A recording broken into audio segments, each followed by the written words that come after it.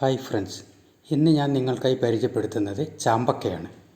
ഇതിന് ഇംഗ്ലീഷിൽ wax apple, water apple എന്നിങ്ങനെ അറിയപ്പെടുന്നു.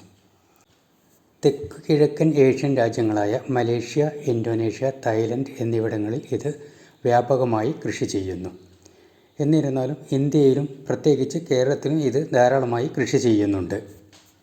ഇതിൻ്റെ രുചി നേരിയ പുളിപ്പ് കലർന്ന മധുരമാണ്. ആപ്പിളിനേക്കാൾ മൃദുവായതാണ് ഇതിൻ്റെ ഘടന. ധാരാളം ജലാംശം ഉള്ളതിനാൽ വളരെ തണുപ്പും പുതുമയും നൽകുന്നു. ചില ഇനങ്ങൾക്ക് റോസ് പൂവിൻ്റെ സുഗന്ധം പോലുള്ള പ്രത്യേക മണം ഉണ്ടാകും. ചുവപ്പ്, പിങ്ക്, വെള്ള, മെറൂൺ, പച്ച എന്നീ ഇനങ്ങളിൽ ഇത് പ്രധാനമായും കാണപ്പെടുന്നു. ഏറെ ജലാംശമുള്ളതാണെങ്കിലും വളരെയധികം പോഷകമൂല്യം അടങ്ങിയതാണ് ചാമ്പയ്ക്ക.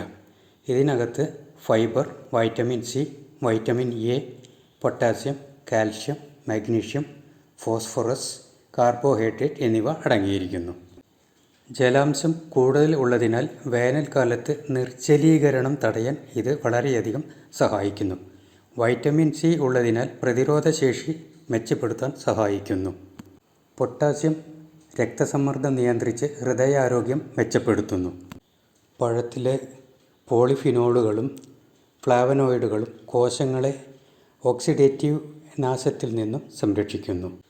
കൂടാതെ ഇതിലെ ഉയർന്ന ജലാംശം മൂത്രത്തിൻ്റെ ഒഴുക്ക് മെച്ചപ്പെടുത്തി വൃക്കകളെ സംരക്ഷിക്കുന്നു.